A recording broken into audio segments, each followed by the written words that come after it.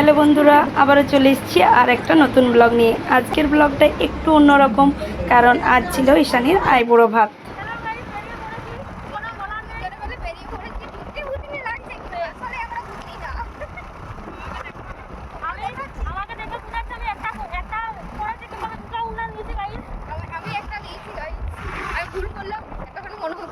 আমার মুখে প্রায় 5 রকম জিনিস আছে গাইস। মেকআপ এলো মানে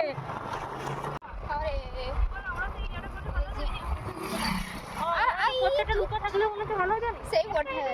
এই যে নিজের একটা কথা দিলাম না যে মুখে সন্দেহ আছে। কালকে আরো রাখি বলছে তোরা যাই বেকার বোর হবে। আমি আরো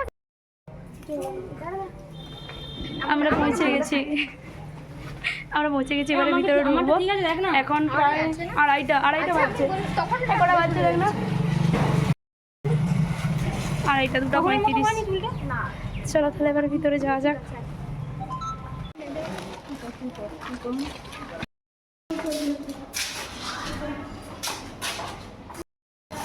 আমরা ভিতরে আস্তে আস্তে বলি, মনে হচ্ছে আমরা 4 দিন থাকতে আসছি। সাজিয়েছে সুন্দর করে। আমরা দেখা পেয়েছি। চিনতে পারছি না এটা কে একটা দাঁড়িয়ে আছে, আমাদেরকে বলছে আসে করে বলছে আমি ঈশানী, কিন্তু আমরা মানছি নি, আমরা এগুলো করছি। হ্যাঁ আমরা বলছি বাচ্চারা তোমরা বসো, আমি বলছি কাকিমা ঈশানী কোথায় বল বলে ভাত দিয়েছি, খাওয়া স্টার্ট হয়ে গেছে। খাওয়া দাওয়া কমপ্লিট। এবারে আমরা যাচ্ছি ঈশানীর আইবুড়ো ভাত যেখানে হচ্ছে সেখানে উঠবো, মানে ছাদে। আমার কালারটা একে অপরের পরিপূরক দেখাচ্ছে। এটা হচ্ছে ঈশানীর সাথে, ঈশানীর বিয়ের প্যান্ডেলের সাথে ম্যাচ করে হুসা পরে আসেছে। এত রোদে মনে হচ্ছে ওর এখানে ছবি তুলবো। বিয়ের দিন আমরা আসবো আবার এখানে হবে। বাড়তি মনে হচ্ছে বোতল আমার জন্য দুটো কথা বলি, আমার ব্লগে দেবো।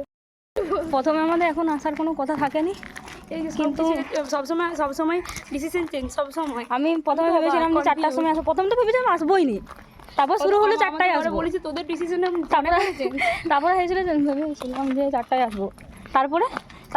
তারপর আরো ডিসিশন চেঞ্জ হয়ে হঠাৎ শুনছি কাল চলে আসবো, হঠাৎ শুনছি আসবো নি, কি যে করবো আমি নিজে। আর সকালেও কোনো আসার ডিসিশন থাকেনি, জানি না আমি কেন অন্ধকার হয়ে গেলাম একটা গাছের জন্য। ওপর দিকে তুল তাহলে ঠিক। তারপর আরো ফাইনালি রেডি হয়ে 2টা বাজতে 10 মিনিট বাকি বেরিয়েছি গাইস। রোদে 41 ডিগ্রি মানে তাপমাত্রা, সেন্টিগ্রেড বলছিলাম, সেলসিয়াস না বলে।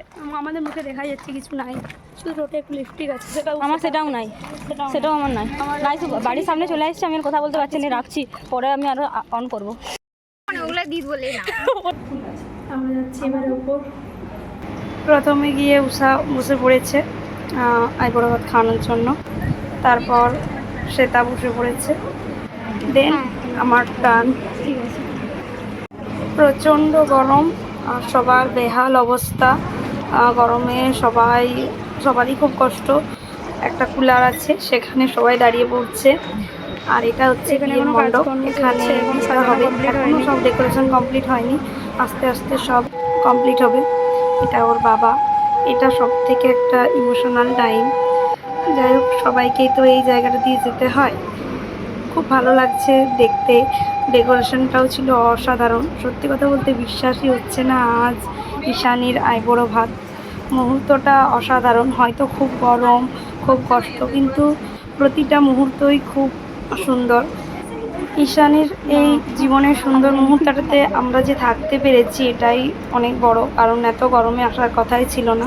তো এটা এই পর্যন্তই, দেখা হবে এরপর মেহেন্দিতে।